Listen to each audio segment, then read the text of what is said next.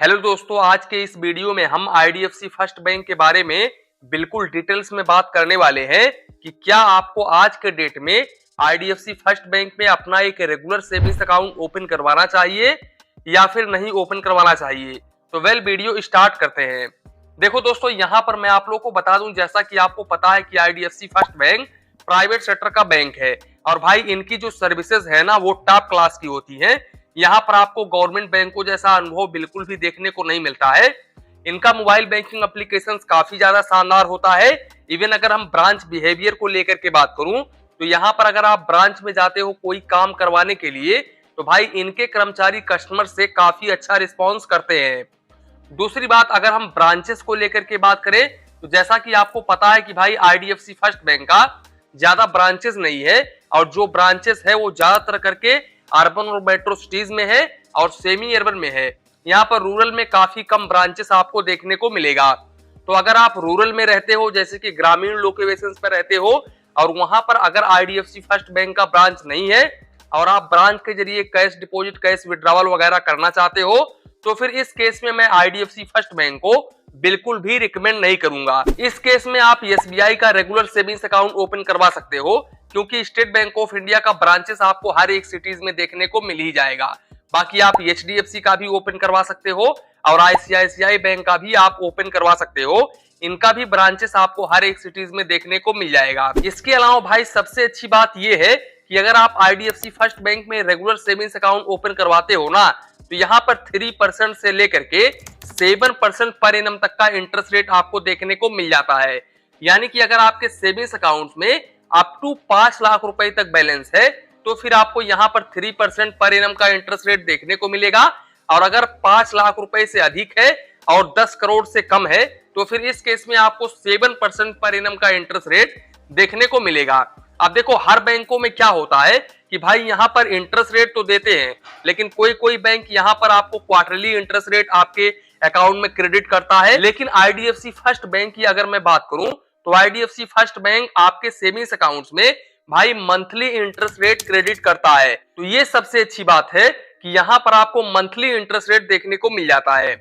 दूसरी बात भाई, अगर आप यहाँ पर रेगुलर सेविंग्स अकाउंट ओपन करते हो तो सबसे बड़ा फायदा आपको ये देखने को मिलता है कि ब्रांच के जरिए आप कैश डिपॉजिट करो चाहे तो आप कैश विड्रॉवल करो, यहाँ पर आपको सिंगल चार्जेस नहीं देना पड़ता है और यहाँ पर आप जितना मर्जी चाहे उतना कैश डिपॉजिट कर सकते हो और जितना मर्जी चाहे उतना कैश विड्रॉवल कर सकते हो। दूसरे बैंकों में क्या है कि भाई यहाँ पर लिमिट दिया गया है कि आप कैश डिपॉजिट एक महीने में 2 लाख रुपए से अधिक नहीं कर सकते हो। इसके अलावा अगर मैं आज के डेट में आईसीआईसीआई बैंक की बात करूं तो भाई आईसीआईसीआई बैंक में आप एक महीने में फ्री ऑफ कॉस्ट में ओनली 1 ही लाख रुपए कैश डिपॉजिट आप कर सकते हो। तो ये काफी अच्छी बात है। यहाँ पर आईडीएफसी फर्स्ट बैंक में कैश डिपॉजिट, कैश विड्रॉवल के ऊपर कोई भी लिमिट नहीं है। अब दूसरी बात, हम एटीएम कार्ड के ऊपर आ जाते हैं। तो काफी सारे बैंक ऐसे हैं भाई कि जो एटीएम कार्ड के ऊपर चार्जेस करते हैं, जैसे कि 200 रुपए प्लस जीएसटी एनुअल, 300 रुपए प्लस जीएसटी। इसके अलावा इश्यूएंस फीस भी करते हैं, जबकि आईडीएफसी फर्स्ट बैंक आपसे कोई भी चार्जेस नहीं करता है एटीएम कार्ड के ऊपर। और भाई एटीएम कार्ड के ऊपर इनके काफी अच्छा खासा बेनिफिट्स देखने को मिल जाता है। यहाँ पर आपको कोई भी चार्जेस नहीं देना पड़ता है। अगर आप एटीएम कार्ड के जरिए किसी भी मशीन से, एटीएम से पैसे निकालते हैं या फिर बैंक बैलेंस इंक्वायरी वगैरह करते हैं तो यहाँ पर भी आपको कोई भी चार्जेस नहीं देना पड़ता है। जबकि दूसरे बैंकों में अगर आप एटीएम वगैरह लेते हैं और यहाँ पर कैश विड्रॉवल वगैरह, बैंक बैलेंस इंक्वायरी वगैरह करते हैं तो एक महीने में 5 विड्रॉवल आपको देखने को मिलता है और यहाँ पर भाई अनलिमिटेड है। तो यहाँ पर भाई आईडीएफसी फर्स्ट बैंक काफी शानदार बैंक है। दूसरी बात भाई, सभी बैंकों के जैसा आईडीएफसी फर्स्ट बैंक डीआईसीजीसी से इंश्योर है। तो यहाँ पर आपका 5 लाख रुपए तक का अमाउंट बिल्कुल सुरक्षित होता है। इसके अलावा आप सेविंग्स अकाउंट में जितना मर्जी चाहे उतना बैलेंस रख सकते हो और साथ ही साथ भाई यहाँ पर यूपीआई जैसे कि गूगल पे, फोन पे, पेटीएम वगैरह कर सकते हो। पर डे आप 1 लाख रुपए तक यूपीआई कर सकते हो। और सबसे अच्छी बात यह है IDFC first bank regular savings account की कि यहाँ पर आपको इंश्योरेंस काफी अच्छा खासा देखने को मिल जाता है। यहाँ पर बिल्कुल फ्री ऑफ कॉस्ट में, यानी कि इंश्योरेंस के ऊपर आपको कोई भी चार्जेस नहीं देना पड़ता है। यहाँ पर 30-30 लाख रुपए, 50-50 लाख रुपए तक का इंश्योरेंस देखने को मिल जाता है। तो ये काफी अच्छी बात है।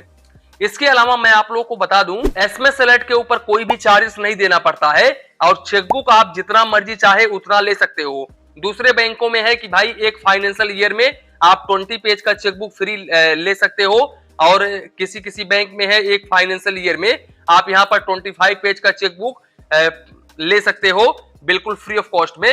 वहीं पर आईडीएफसी फर्स्ट बैंक में आप जितना मर्जी चाहे उतना चेकबुक लो, यहाँ पर आपको कोई भी चार्जेस नहीं देना पड़ेगा, तो ये काफी अच्छी बात है। दूसरी बात यहाँ पर मैं आप लोगों को बता दूं, काफी सारे लोग ये भी कमेंट करते हैं कि भाई आईडीएफसी फर्स्ट बैंक का जो सेविंग्स अकाउंट है वो काफी जल्दी फ्रीज हो जाता है।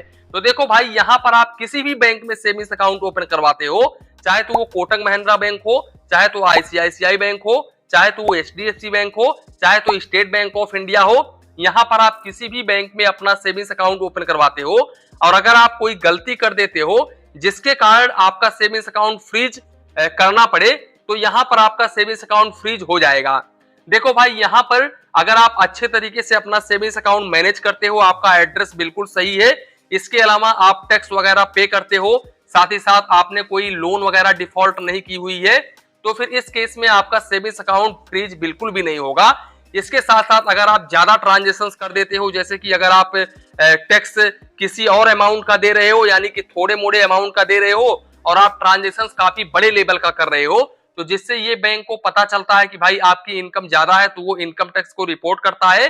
तो फिर इनकम टैक्स यहाँ पर ऑर्डर देता है कि भाई इनका सेविंग्स अकाउंट फ्रीज किया जाए जब तक इनके ऊपर कोई इंक्वायरी ना बैठे, यानी कि इनसे पूछताछ ना की जाए, तब तक इनका सेविंग्स अकाउंट चालू ना किया जाए। तो इस तरीके से यहाँ पर आपका जो सेविंग्स अकाउंट है वो फ्रीज हो सकता है। बाकी भाई, सेविंग्स अकाउंट किसी भी बैंक में फ्रीज नहीं होता है बेवजह से। यहाँ पर आपकी कोई गलती होती है जिसके कारण आपका सेविंग्स अकाउंट फ्रीज होता है और आप उस गलती को नजरअंदाज करते हो, वहां पर ध्यान नहीं देते हो कि मैंने क्या गलती की हुई है। और ज्यादातर भाई यहाँ पर रियल गेमिंग एप्लीकेशंस की वजह से यहाँ पर सेविंग्स अकाउंट फ्रीज होता था। अब आज के डेट में रियल गेमिंग एप्लीकेशन तो बंद हो गया है, लेकिन पहले जब ये चलता था तब लोग यहाँ पर पैसे वगैरह लगाते थे और यहाँ पर लोगों का पैसा आ जाता था सेविंग्स अकाउंट्स में, वो बंदा कंप्लेंट कर देता था जिसके कारण सेविंग्स अकाउंट फ्रीज हो जाता था। तो ये भी एक कारण था जिसके कारण सेविंग्स अकाउंट काफी सारे फ्रीज हो गए हैं काफी सारे लोगों का। तो यहाँ पर अगर आप कोई भी गलती नहीं करोगे तो आपका सेविंग्स अकाउंट बिल्कुल भी फ्रीज नहीं होगा। अब यहाँ पर भाई आपको डिसाइड करना है कि मुझे आईडीएफसी फर्स्ट बैंक पे अपना सेविंग्स अकाउंट ओपन करना चाहिए या फिर नहीं करना चाहिए। ये मैंने ओनली एजुकेशन पर्पस आपको बताया है। मैं आपको बता दूं कि अगर आप आईडीएफसी फर्स्ट बैंक में अपना रेगुलर सेविंग्स अकाउंट ओपन करते हैं ना, तो यहाँ पर मैं आपको बता दूं कि आपका जो एज है वो 18 ईयर्स प्लस होना चाहिए, आधार कार्ड पैन कार्ड वगैरह होना चाहिए, आधार कार्ड से मोबाइल नंबर लिंक होना चाहिए। साथ ही साथ भाई, रेगुलर सेविंग्स अकाउंट्स में दो वेरिएंट आता है, एक 10,000 रुपए वाला, एक 25,000 रुपए वाला। तो यहाँ पर मैं आपको रिकमेंड करूंगा कि आप 10,000 रुपए वाला ही ओपन करो, क्योंकि यहाँ पर फीचर्स लगभग सेम है। यहाँ पर इंश्योरेंस वगैरह 25,000 वाले में थोड़ा सा ज्यादा आपको देखने को मिलता है। 25,000 वाले एवरेज मंथली बैलेंस वाले सेविंग्स अकाउंट्स में यहाँ पर थोड़ा सा आपको ज्यादा बेनिफिट्स देखने को मिल जाता है, बाकी सब कुछ सेम वगैरह है। यहाँ पर आपको 10,000 रुपए एवरेज मंथली बैलेंस, 10,000 रुपए वाले सेविंग्स अकाउंट्स में आपको 10,000 रुपए एवरेज मंथली बैलेंस मेंटेन करके चलना पड़ेगा। 25,000 वाले में 25,000 रुपए मेंटेन करके चलना पड़ेगा मंथली एवरेज बैलेंस। अब अगर आप इस बैलेंस को मेंटेन नहीं करते हो तो फिर इस केस में आपको यहाँ पर जितना भी आप शॉर्टफॉल करते हो उसके ऊपर आपको 6% प्लस जीएसटी चार्जेस देना पड़ता है। मैक्सिमम आपको यहाँ पर 500 रुपए प्लस जीएसटी चार्जेस देना पड़ता है। अब यहाँ पर अगर आपको आईडीएफसी फर्स्ट बैंक में अपना सेविंग्स अकाउंट ओपन करना है तो मैं लिंक डिस्क्रिप्शन बॉक्स में डाल दूंगा, उस लिंक पर आप क्लिक करके बहुत ही आसानी तरीके से अपना सेविंग्स अकाउंट वीडियो केवाईसी करके ओपन कर सकते हैं। तो दोस्तों, इसी के साथ में वीडियो समाप्त करते हैं। वीडियो पसंद आया हो तो प्लीज वीडियो को एक लाइक करिए और अपने चैनल फाइनेंस बैंकिंग को सब्सक्राइब करिए। मन में कुछ डाउट हो, कंफ्यूजन हो तो प्लीज कमेंट करिए। धन्यवाद, मिलते हैं नेक्स्ट वीडियो में।